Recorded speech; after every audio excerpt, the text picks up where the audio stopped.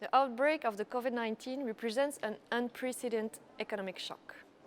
In that context, it became quickly evident that addressing such common challenge faced by all member states would require debt mutualization at EU level. Member states called on the Commission to develop a comprehensive recovery plan and unprecedented investment package, integrating the green transition and the digital transformation. On the basis of this mandate, the Commission adopted on the 27th of May 2020 its recovery plan, the Next Generation EU package. The key program of the European Union Recovery Instrument, as proposed by the Commission, is the Resilience and Recovery Facility of 672.5 billion. Member states should submit recovery and resilience plans, setting out a coherent package of reforms and public investment projects.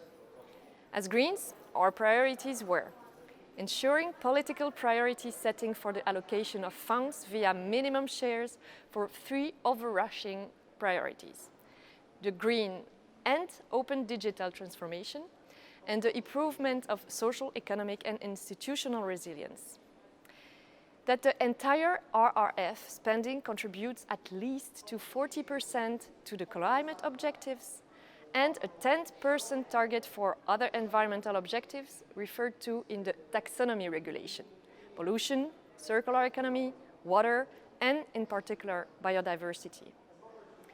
The plans shall be fully consistent with the EU climate objectives referred to in the EU climate law, the Paris Agreement and other EU environmental objectives.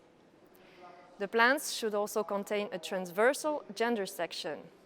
The funding for national recovery and resilience plans shall be conditional on the respect of rule of law. The plans shall be fully consistent with the EU social pillar principles and contribute to the attainment of social SDGs, the Sustainable Development Goals.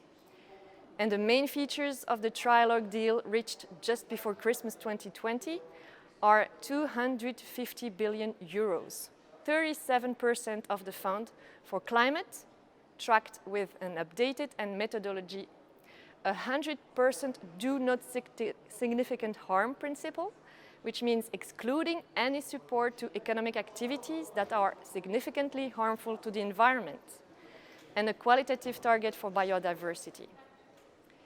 Parliament will be informed, but we didn't obtain a hard power parliamentary scrutiny. Council and Commission strongly opposed it.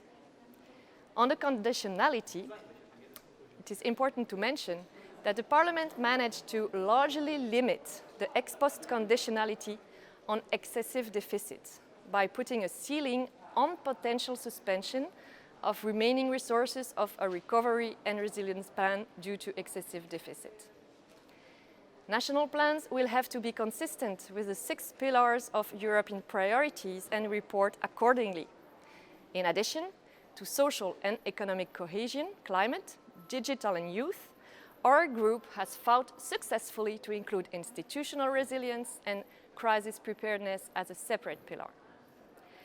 Last but not least, member states need to explain how plans address adverse gender impacts, contribute to the European pillar of social rights by strengthening social institutions and protection systems, and ex post tracking is foreseen for next generation, namely children and youth.